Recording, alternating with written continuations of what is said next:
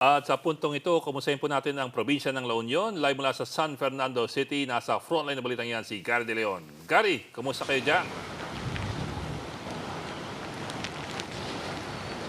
Ed, Gretchen, parang yumayanig at umaalog yung paligid ko sa lakas ng hangin na naranasan natin, no? Pumasok nga kaninang alas 9 yung bagyong Uwan dito sa San Fernando, La Union. Originally, dapat Bacnonan, La Union po ito, kaya lang biglaan lumihis at napunta nga ng San Fernando, La Union.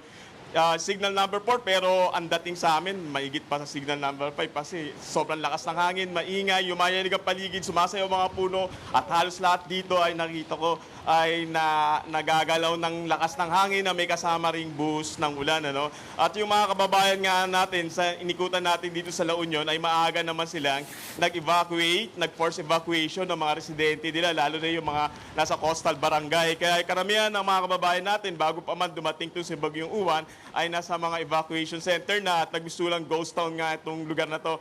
Sa itong nakikita yung ilaw sa likuran ko ay mga ano lang yan, mga solar lights. Karamihan kasi rito ngayon ay walang ilaw at wala rin supply ng tubig.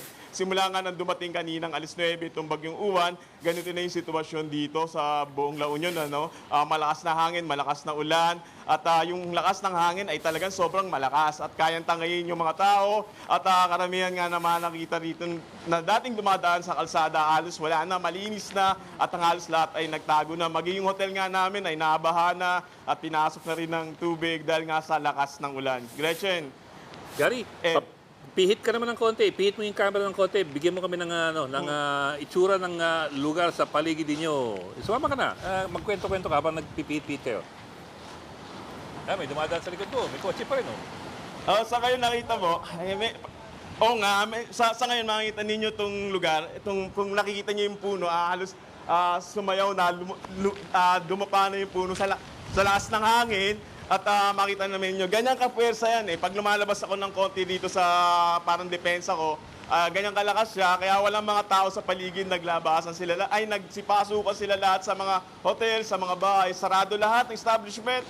At nagsimula yung pagsasara ng establishment, alas 6 pa lang dahil nagkaroon nga ng curfew.